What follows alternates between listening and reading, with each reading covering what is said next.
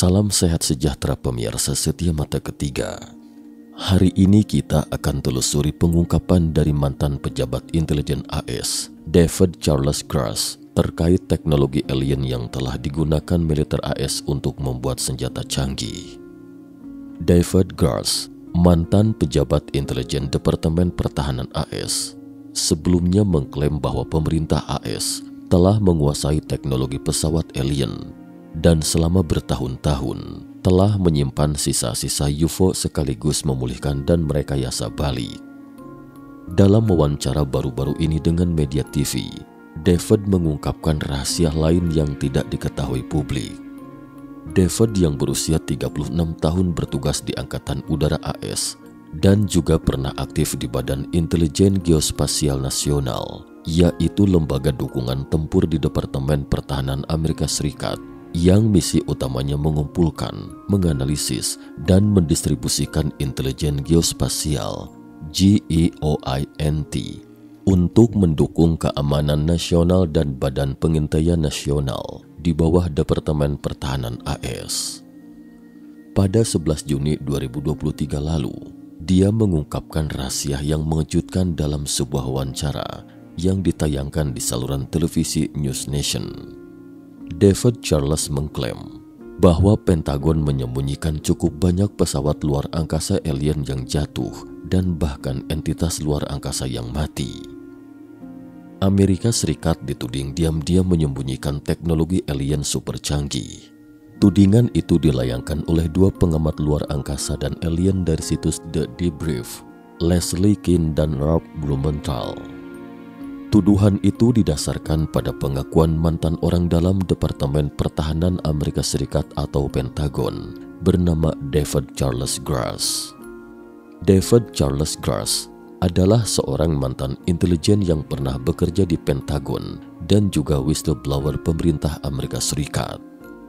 David ternyata pernah menjelaskan secara detail mengenai keberadaan alien yang dijadikan bahan penelitian oleh Pentagon. Menurutnya, pemerintah Amerika Serikat punya banyak bukti akan keberadaan alien, termasuk mengambil pesawat yang mereka gunakan. Umumnya ketika kalian menemukan sebuah pesawat yang mendarat atau jatuh, terkadang akan ditemukan pilot yang sudah tewas.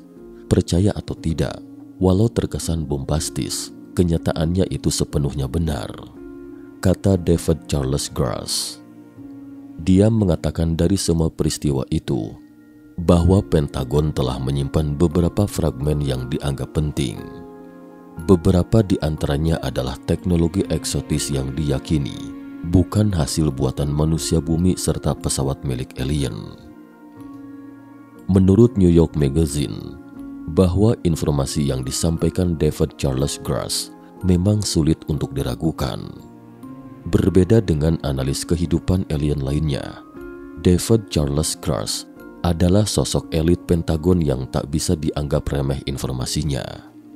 David Charles Gross memiliki catatan panjang di dunia militer. Sebelum bergabung dengan Pentagon, dia adalah seorang veteran perang di Afghanistan. Setelahnya, dia ditempatkan di gugus tugas fenomena udara tidak dikenal. Satuan Tugas Fenomena Udara Tak Dikenal adalah sebuah program kantor intelijen Angkatan Laut Amerika Serikat yang digunakan untuk menstandarkan pengumpulan dan pelaporan penampakan pesawat udara yang tidak dapat dijelaskan atau sering disebut UFO. Program ini dirinci dalam sidang Juni 2020 di Komite Intelijen Senat Amerika Serikat dan secara resmi disetujui pada 4 Agustus 2020 oleh Wakil Menteri Pertahanan David Norquist. Misi gugus tugas ini adalah untuk mendeteksi, menganalisis, dan membuat katalog benda terbang tak dikenal yang berpotensi menimbulkan ancaman bagi keamanan nasional AS. Pada 2019 hingga 2021, David Charles Gross ditempatkan di salah satu dari 5 kantor intelijen penting Amerika Serikat. Jadi pernyataan atau tudingan David Charles Gross bahwa Amerika Serikat menyembunyikan teknologi alien tidak bisa dianggap sebagai isapan jempol belaka. Dalam wawancara dengan News Nation, David Charles mengatakan bahwa selama 10 tahun belakangan ini, pemerintah Amerika Serikat telah mengambil puing-puing pesawat alien. Hanya saja mereka menyembunyikan fakta itu dari para anggota Kongres, kata David Charles Grass. Sementara itu, Jonathan Gray, intelijen dari National Air and Space Intelligence Center, mengatakan bahwa adanya teknologi dan pesawat alien yang dimiliki Amerika Serikat itu memang nyata adanya. Hal itu juga merupakan jadi bukti bahwa manusia tidak sendirian di jagat raya ini. Dia juga mengatakan, saat ini bukan hanya Amerika Serikat saja yang berusaha menyembunyikan teknologi dan pesawat milik alien. Negara-negara lain juga melakukan hal yang sama. Ini adalah fenomena global yang berusaha ditutup-tutupi dari kita, kata Jonathan Gray. David mengatakan kepada The Debrief bahwa dia mengajukan keluhan kepada Kongres, mengklaim dia telah mengalami pembalasan ilegal karena membagikan apa yang dia ketahui tentang program pengambilan kecelakaan UFO dengan anggota parlemen dan inspektur jenderal Komite Intelijen. Namun katanya, dia tidak dapat membagikan informasi itu kepada publik dengan alasan keamanan nasional. Program pemulihan kecelakaan sangat rahasia, bahkan Satuan Tugas Unidentified Anomalous Phenomena UAP Pentagon telah ditolak aksesnya. Program itu telah selama beberapa dekade terlibat dalam mengambil kendaraan teknis yang bukan berasal dari manusia, ungkap David. Dia menambahkan, beberapa di antaranya dapat dibedakan dari produk buatan manusia berdasarkan morfologi dan jenis bahannya dengan pengaturan atom yang unik dan tanda radiologis. Dalam sebuah pernyataan menanggapi pengungkapan tersebut, Pentagon mengklaim bahwa kantor resolusi anomali semua domain Departemen Pertahanan belum menemukan informasi yang dapat diverifikasi untuk mendukung klaim bahwa program apapun mengenai kepemilikan atau rekayasa balik materi luar angkasa telah ada di masa lalu atau ada saat ini. Namun program yang dijelaskan David beroperasi pada tingkat kerahasiaan yang lebih tinggi daripada AARO. Meski David menjabat sebagai penghubung Satuan Tugas Fenomena Udara Tak Dikenal untuk Kantor Intelijen Angkatan Laut Amerika Serikat dari 2019 hingga 2021 dan kemudian menjalankan analisis fenomena udara tak dikenal, namun dia mengaku belum pernah benar-benar melihat pesawat ruang angkasa atau para operator dunia lain mereka. Sebaliknya, dia menuturkan banyak perwira intelijen senior dan mantan perwira yang menemuinya menceritakan kepadanya tentang keterlibatan mereka dalam program tersebut. Mereka memberitahu saya dan berdasarkan kesaksian lisan mereka, memberi saya dokumen dan bukti lain bahwa ada program Satuan Tugas Fenomena Udara Tak Dikenal. Bahkan individu dengan izin keamanan top secret seperti dirinya tidak diizinkan masuk, kata David. Mantan pejabat intelijen David Grass yang memimpin analisis fenomena UAP yang sebelumnya disebut UFO di dalam Badan Departemen Pertahanan AS bersaksi bahwa AS memiliki wahana misterius tersebut. Informasi ini mulanya dilansir The Debrief, situs berita yang meliputi berita sains, teknologi, dan pertahanan dengan fokus pada teknologi canggih masa depan. Media yang menyoroti kegiatan intelijen AS kemudian digaungkan media terpercaya seperti The Guardian, Politico, dan lainnya pada Juni 2023 lalu. Informasi tentang wahana asing ini, menurut David, ditahan pemerintah AS secara ilegal dari Kongres.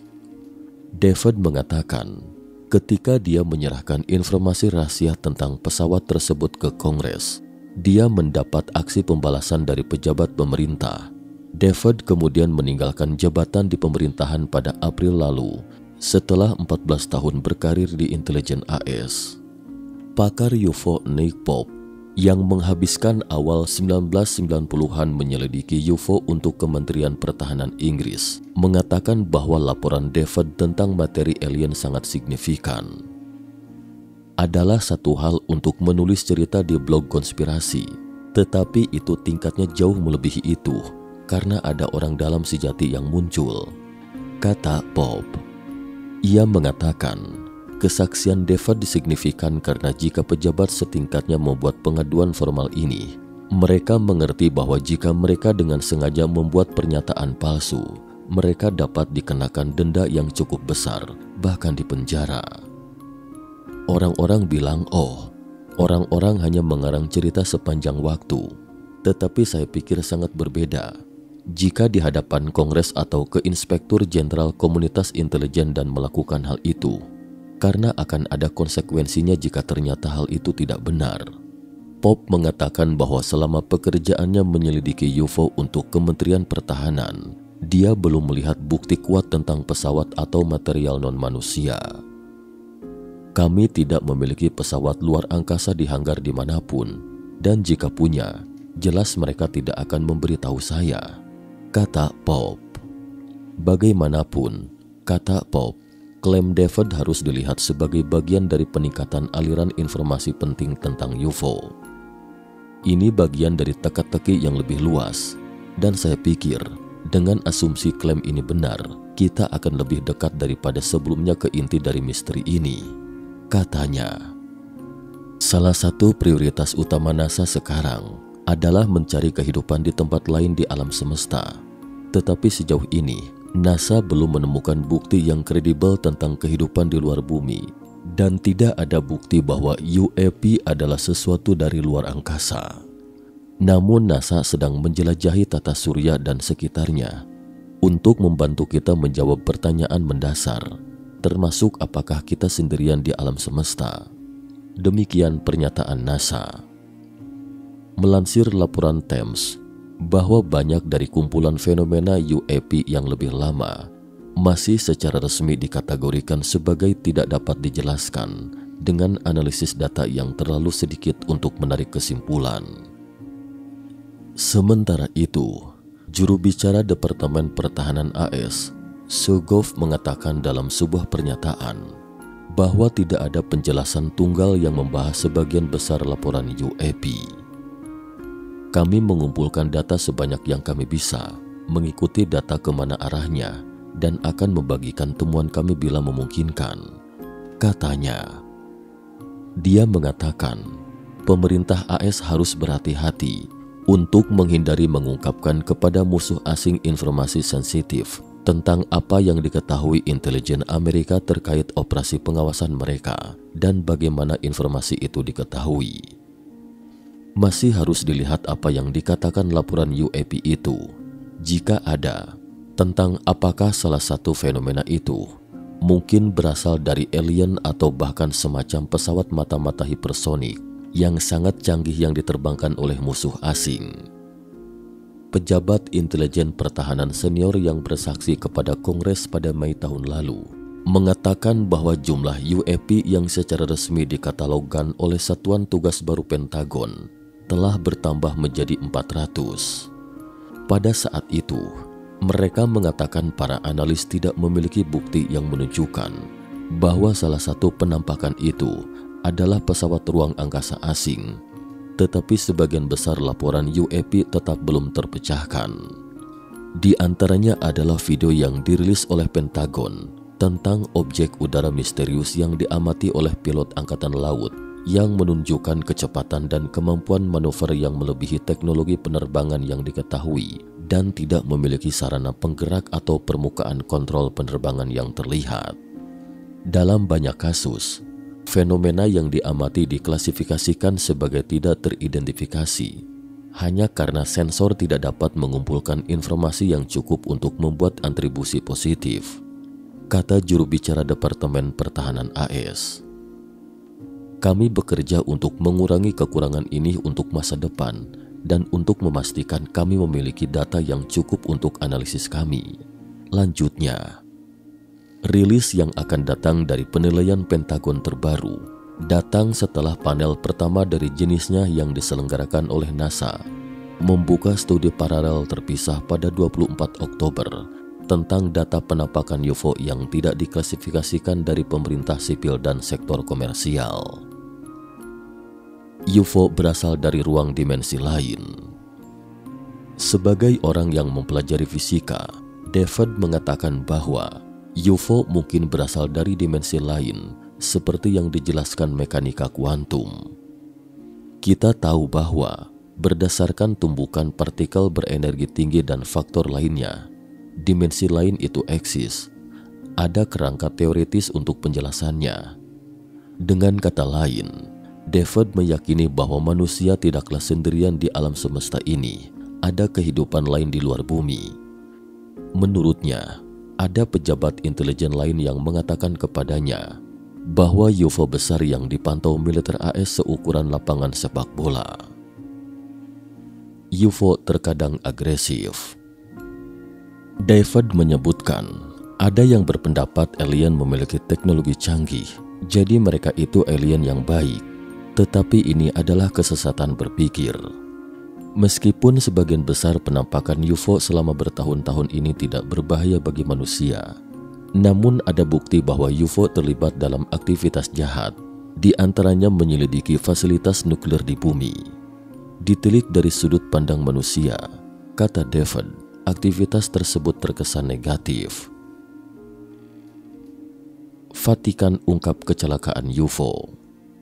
David mengatakan, ada sebuah UFO jatuh di Italia pada tahun 1933 yang merupakan kasus UFO pertama yang dia ketahui. Saat itu, pemerintah Benito Mussolini menyimpan puing-puing UFO hingga akhir Perang Dunia II.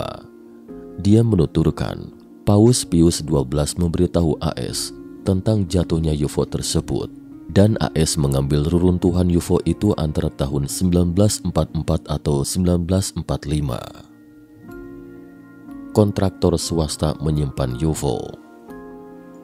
David mengklaim pemerintah AS memiliki program rahasia pemulihan UFO, menyerahkan salah satu UFO ke kontraktor pertahanan, tetapi dia tidak ingin menyebutkan nama perusahaan tersebut. Bukti UFO selalu disimpan oleh pemerintah AS, tetapi mereka akan menyerahkannya kepada kontraktor pertahanan untuk dianalisis, katanya. Menurutnya, adalah tindakan yang tidak bermoral. Pemerintah AS mengizinkan lembaga swasta berpartisipasi dan mengembangkan teknologi, lalu menjualnya kembali kepada pemerintah untuk mendapatkan keuntungan. Narasumber yang tahu dikirim ke dunia lain dilenyapkan selamanya. Meskipun David tidak dapat mengungkapkan apakah UFO pernah mencelakai siapapun, karena itu akan membocorkan operasi rahasia tertentu. Namun menurutnya, dia telah melihat banyak bukti bahwa beberapa kejahatan kerah putih atau kejahatan yang dimotivasi oleh uang itu sebenarnya dilakukan untuk menutupi rahasia UFO. Sebagai informasi, kejahatan kerah putih secara umum mengacu pada kejahatan yang dimotivasi secara finansial dan biasanya dilakukan oleh para profesional dalam bidang bisnis dan aparat pemerintah. Kejahatan kerah putih merupakan istilah temuan Hazel Kroll untuk menyebut berbagai tindak kejahatan di lembaga pemerintahan yang terjadi, baik secara struktural yang melibatkan sekelompok orang maupun secara individu. Hazel Kroll mendefinisikan kejahatan kerah putih sebagai penyalahgunaan jabatan yang legitim sebagaimana telah ditetapkan oleh hukum. Umumnya, skandal kejahatan kerah putih sulit dilacak karena dilakukan pejabat yang punya kuasa untuk memproduksi hukum dan membuat berbagai keputusan vital. Kejahatan kerah putih terjadi dalam lingkungan tertutup yang memungkinkan terjadinya sistem patronas. Asal tahu saja, kejahatan kerah putih benar-benar memasung dan membodohi rakyat. Rakyat yang tidak melek politik akhirnya pasrah, namun kepasrahan ini justru semakin membuat para pejabat menggagahinya. Sekian dan terima kasih atas perhatiannya.